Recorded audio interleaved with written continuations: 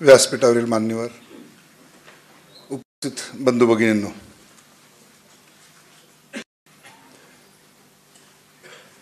माझे मित्र आणि जुने सहकारी, आम्ही एकत्र काम केलं एका भागामध्ये. शरद कुंडे यांनी एक अतिशय सुंदर चरित्र लिहिलं आहे आणि मराठी माणसाची भूक भागवली असं म्हणता येईल. ज्यांना ज्यांना कोणाला मोदींबद्दल जाणून घ्यायचं असेल त्यांच्यासाठी हे पुस्तक अतिशय उपयुक्त आहे आणि रवी पांडेने ते अतिशय सुबक पद्धतीने तयार केलं आहे, त्याचंही विशेष अभिनंदन. या पुस्तकाचं वैशिष्ट्य असं की त्या 300 पानात जवळपास 160 पानं ही मोदींच्या विकास कामासाठी आहेत.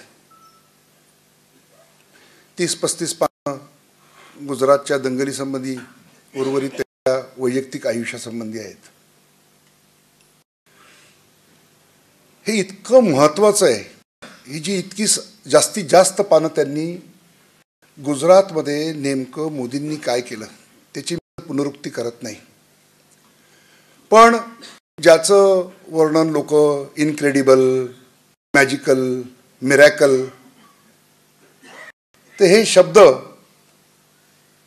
हे म्हणजे काही हे अमानवीय आहे असं काहीतरी एका प्रसिद्ध अर्थतज्ञाने म्हणलं, ढोलकियाने, की हे शब्द फिजूल आहेत. हे तुमच्या माझ्यासारख्याच एका माणसाने त्याच्याकडं जर विजन असेल, पॅशन असेल, कमिटमेंट असेल, काय करायचं याचा विचार केला असेल तर तो काय प्रत्यक्ष कशा प्रकारचे रिझल्ट देऊ शकतो हे आपल्याला त्या चरित्रातनं पाहायला मिळतं. आणि त्यामुळं खरोखरच आपल्याला त्यांची धोरणं, त्यांनी आखलेल्या नवीन व्यवस्था, प्रक्रिया, यातून वेगवेगळ्या गोष्टी कशा साध्य केल्या हे आपल्याला पाहायला मिळतं. मोदीच्या चरित्रातून जर 2 ठळक गुण उठून दिसतात तर त्यातला एक म्हणजे प्रिपेअर्ड माइंड. असं म्हणतात की संधी येतच असते, सगळ्यांच्या आयुष्यात येते, पण त्या संधीचं सोनं करण्यासाठी म्हणून ती सिद्धता त्या माणसाची आहे का, त्या प्रकारचं पूर्वीचा जो होमवर्क करावा लागतो आयुष्यामध्ये, की ती जर मिळाली तर तिच्यावर स्वार व्हायचं. तर अशा प्रकारचा तो जो योग जुळून बहुतांशी येत नाही, संधी अनेक वेळा येते आणि ती वाया जाते.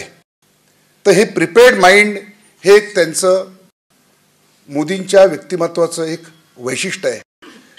दुसरं वैशिष्ट्य आढळलं आणि ते चांगल्या पद्धतीने शरदरावांच्या पुस्तकात आले ते म्हणजे प्रॅग्मॅटिक. व्यवहारामध्ये काय यशस्वी होईल,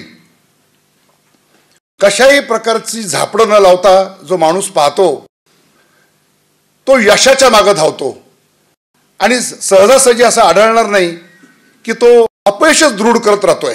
पुन्हा पुन्हा आपलं येत आहेत तरी देखील रिएन्फोर्सिंग फेल्युअर. अशाच प्रकारचा दुसरा एक नेता होऊन गेला, चीनचा भाग्यविधाता डेंग. 62 साली युवा कम्युनिस्टांसमोर त्याने भाषण केलं. त्यात तो म्हणाला होता, it doesn't matter whether the cat is black or white as long as it catches MICE. तर त्याला एवढंच कळतं की यश कशाने मिळणार आणि त्या यशाचा दृष्टिकोनातून सतत प्रयोगशीलता, आणि जे नाही होत आहे तर ते फेकून देण्याची हिंमत जी लागते ती फार महत्त्वाची आहे. भारतीय राजकारणामध्ये दुर्दैवाने हे आढळत नाही. आणि तिसरा एक अतिशय महत्त्वाचा भाग जो आहे तो आत्ताच्या राजकारणामध्ये केवळ आत्ता 2014ची निवडणूक ही कोणाला तरी पंतप्रधान करण्याची निवडणूक नाही आहे. तर या देशामध्ये एक नवीन राजकीय पायंडा पाडला गेला आहे. त्याचे पूर्वसुरी अटल बिहारी वाजपेयी आहेत. तर विकासाच्या राजकारणाची एक भूमिका या देशात मांडली गेलेली आहे आणि त्या भूमिकेशी बांधिलकी बांधून ठेवून भारताचा जलद गतीने विकास घडवायचा हा एक अजेंडा झाला. आणि दुसरा एक पारंपरिक पद्धतीने जे राजकारण करत आलेले आहे आणि त्यातून एक हितसंबंधांचं अशा प्रकारच्या बेड्या निर्माण झालेल्या आहेत की त्या माणसांना धड काही चांगले काम करू देत नाहीत आणि ते पार बरबटून गेलेले आहेत. ते अस्मितांचं राजकारण, अन्य प्रकारचं राजकारण अशा भूमिका मांडून समाजाची पुन्हा पुन्हा फसगत करण्याचा प्रयत्न करतायत. तर ह्या दोन सीमारेषा अगदी ठळक आणि स्पष्ट आहेत. थोडक्यात त्या आपण नीट समजून घेतल्या पाहिजेत. आपल्याला कल्पना आहे की सावरकर नेहमी म्हणायची की ज्या 7 बेड्या आहेत त्या फेकून द्या तरच आपल्याला स्वराज्य मिळेल. त्या काही सांगत बसत नाही मी तुम्हाला. हे जसं खरं आहे तसं हे मिळालेलं स्वराज्य त्याचं सुराज्य करायचं ही शपथ तर आपण 15 ऑगस्टला घेतली. पण जेव्हा घेतली ती घेणे जे होते ते इतके आयडियलिस्ट होते की नेमकं कोणत्या मार्गाने गेला असता हे यश आपल्याला मिळेल.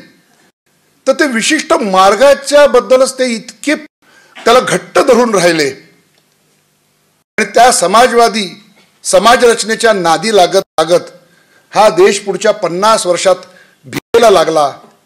सगळ्या जगाच्या दृष्टीने तो कुचेष्टेचा विषय बनला. ही परिस्थिती देशावरती ओढवली. हे का घडलं? म्हणजे मनामध्ये कित्येक वेळा चांगली उद्दिष्ट असली तरी देखील आपण काय करतो आहोत, कोणत्या दिशेने चाललो आहोत, त्यावेळेला आपण डोळे उघडे ठेवून उर्वरित जगाकडे पाहिलं का? आपल्या नंतर स्वतंत्र झालेले आग्नेय आशियातले छोटे छोटे देश इतक्या वेगाने प्रगती का करतायत हे आपण त्याचा काही आपल्याला अंदाज आला नाही आणि त्याचं दुर्दैवाने आपल्याला फार मोठा फटका बसला. 91 साली आपल्या आर्थिक दिवाळखोरीमुळं नरसिंहराव सरकारला आउट ऑफ कंपल्शन या देशाची आर्थिक धोरणं बदलावी लागली. त्यांनाही त्याचं श्रेय जातं की धाडसीपणाने त्यांनी अनेक निर्णय घेतले, खुल्या आर्थिक धोरणाचा पुरस्कार केला. पण अंडर कंपल्शन एखादी गोष्ट करणं आणि अंडर कन्व्हिक्शन एखादी गोष्ट करणं ह्याच्यात फार मोठा फरक असतो. तो वाजपेयी सरकारच्या काळामध्ये आपल्याला पाहायला मिळाला की इतक्या मोठ्या प्रमाणावरती विविध प्रकारच्या रिफॉर्म्स हा परवलीचा शब्द बनवला गेला. कारण विदाउट रिफॉर्म्स आपण प्रोग्रेसची कल्पनाच करू शकत नाही, ग्रोथची कल्पनाच करू शकत नाही आणि तो इन्क्लुझिव्ह होईल ही आपण अपेक्षा बाळगणं चुकीचं आहे. तर या सगळ्याचं फंडामेंटल जे होतं की मधल्या काळामध्ये, पूर्वीच्या काळामध्ये, या समाजवादी अर्थधोरणांच्या काळामध्ये जो एक क्रोनी सोशलिझम, आमच्या अशोकराव चौगुलेंनीच त्याचं फार चांगलं वर्णन केलेलं आहे की त्या क्रोनी सोशलिझमचंच रूपांतर आत्ता आपण UPAच्या काळामध्ये एक क्रोनी कॅपिटलिझम झालेलं पाहतो. त्याचं कारण तीच लोक, त्यांचे ते हितसंबंध ते ह्या नव्या रचनेमध्ये पुन्हा त्या थोड्या लोकांपुरतंच तो सगळे लाभधारक राहतील हे पाहण्याचं त्यांनी त्याच्यामध्ये प्रयत्न केलेला आहे.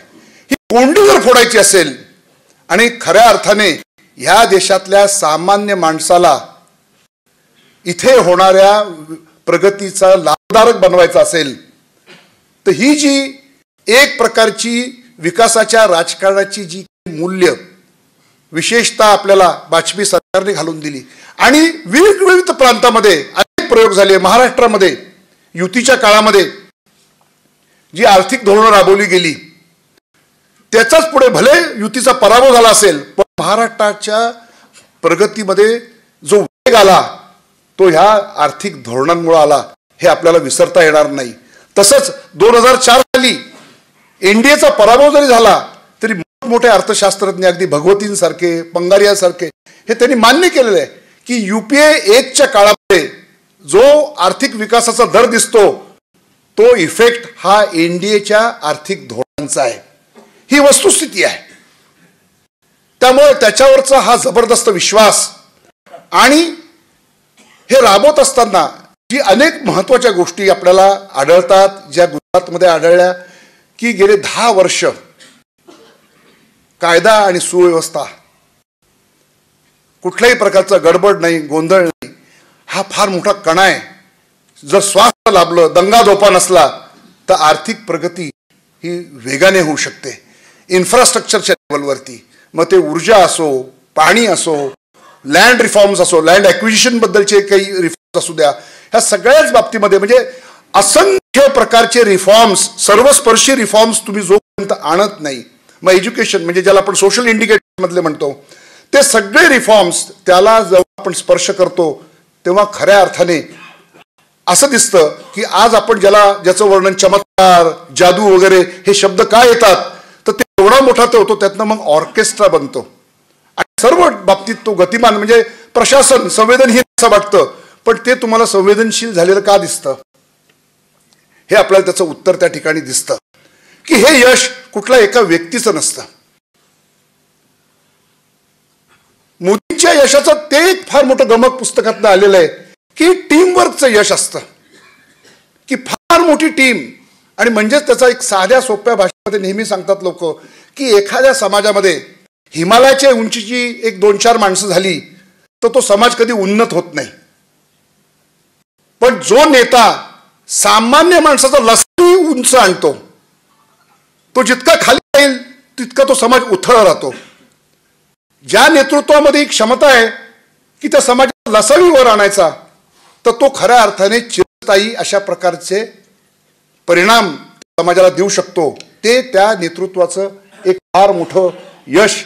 हे जे तुम्ही त्याचे जे उपक्रम दिले की कशा प्रकारे त्यांनी घडून आणलं, तर ते घडून आणण्याच्या मागचं हे एक धोरण आपल्याला निश्चित दिसतं.